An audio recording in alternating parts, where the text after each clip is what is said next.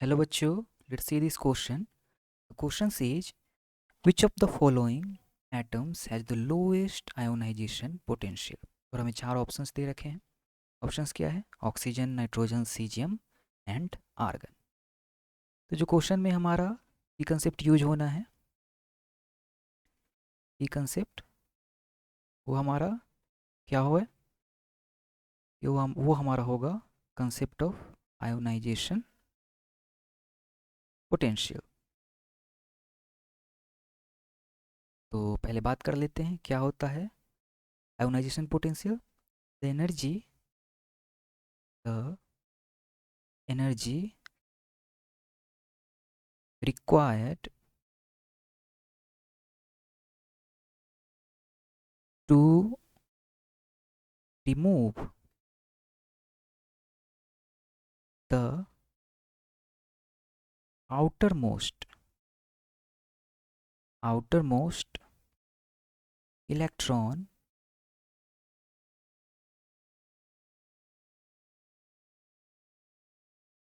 of an isolated atom. The energy required to remove the electron from outermost cell. From outermost cell यहाँ कर लेते हैं. From outermost cell ये ज़्यादा correct होगा, साइंटिफिकली ज़्यादा करेक्ट होगा. फ्रॉम आउटर मोस्ट शेल, और ये आउटर मोस्ट हम हटा लेते हैं. ये हमारा डेफिनेशन होता है आयोनाइजेशन पोटेंशियल. क्या? The energy required to remove the an electron from outer most shell of an isolated atom. मतलब क्या हुआ कि हमारे पास कोई एटम है, इसके चारों तरफ इलेक्ट्रॉन्स, ये हमारे एटम का न्यूक्लियस, इसके चारों तरफ इलेक्ट्रॉन्स रिवॉल्व करते हैं इन देयर शेल. तो जो हमारा आउटर मोस्ट सेल है, उस आउटर मोस्ट सेल से किसी एक इलेक्ट्रॉन को निकालने में जितनी एनर्जी यूज होती है उसे ही कहा जाता है आयोनाइजेशन पोटेंशियल. तो हमें कंपेयर करना है आयोनाइजेशन पोटेंशियल. सबसे पहले हम कन्फिग्रेशन, इलेक्ट्रॉनिक कन्फिग्रेशन लिख लेते हैं oxygen, nitrogen, caesium and argon के लिए. तो ऑक्सीजन ऑक्सीजन 8, इसका हो जाएगा 1:2, 2:2 एंड 2p4. नाइट्रोजन 7, इसका हो जाएगा 1:2, 2:2 एंड 2p3. जो ऑक्सीजन में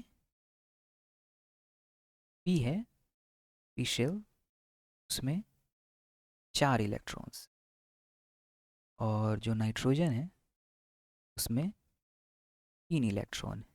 यानी जो पी है वो हमारा हाफ फील्ड है. सिमिलरली आर्गन के लिए हमारा इलेक्ट्रॉनिक कन्फिग्रेशन हो जाएगा 1:2, 2:2, 2p6, 3:2 एंड 3p6.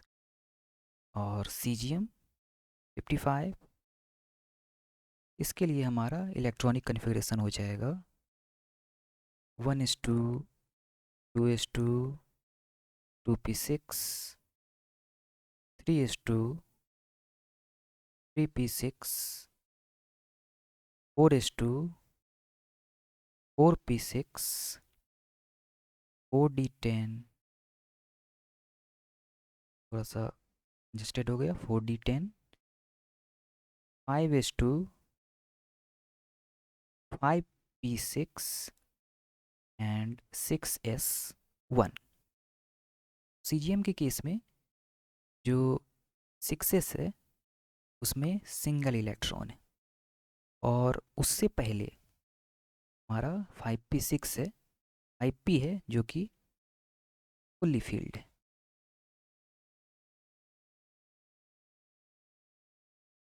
आर्गन में जो हमारा लास्ट शेल है Cp वो फुल्ली फील्ड है।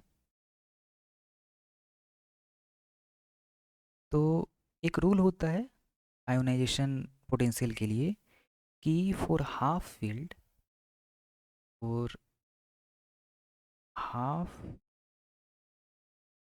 And fully filled configuration ionization potential higher होती है। क्यों? क्योंकि हाफ एंड फुल्ली फील्ड जो कॉन्फ़िगरेशन होता है वो स्टेबल इलेक्ट्रॉनिक कॉन्फ़िगरेशन होता है। तो जो हमारा आर्गन है का आयोनाइजेशन पोटेंशियल हाई होगा। सिमिलरली नाइट्रोजन, इसका भी आयोनाइजेशन पोटेंशियल हाई होगा। और दूसरा रूल होता है हमारा आयोनाइजेशन पोटेंशियल के लिए कि on going from periodic table में लेफ़्ट टू राइट जाने पर जो आयोनाइजेशन पोटेंशियल होता है वो इंक्रीज करता है। क्यों इंक्रीज करता है? क्योंकि जो इफ़ेक्टिव चार्ज है, लेफ़्ट टू राइट अगर जाएँ, ये हमारा अगर पीरियोडिक टेबल है,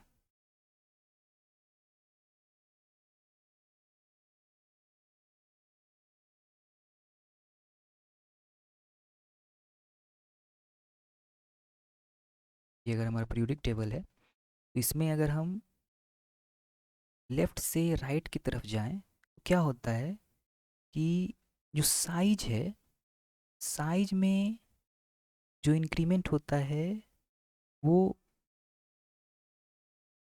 मिनिमल होता है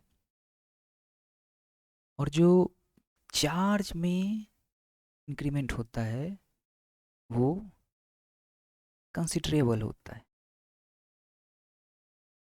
तो जो चार्ज का इंक्रीमेंट है वो डोमिनेट कर जाता है साइज के इंक्रीमेंट से, और इस कारण जो आउटर मोस्ट सेल है, चार्ज इंक्रीज कर गया यानी जो न्यूक्लियस है वो इलेक्ट्रॉन को हेल्ड किए हुए है विथ ग्रेट फोर्स।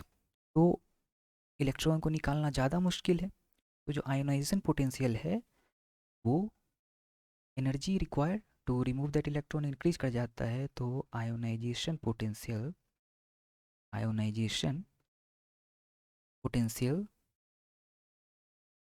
ये भी इंक्रीज कर जाता है। कब? From left to right.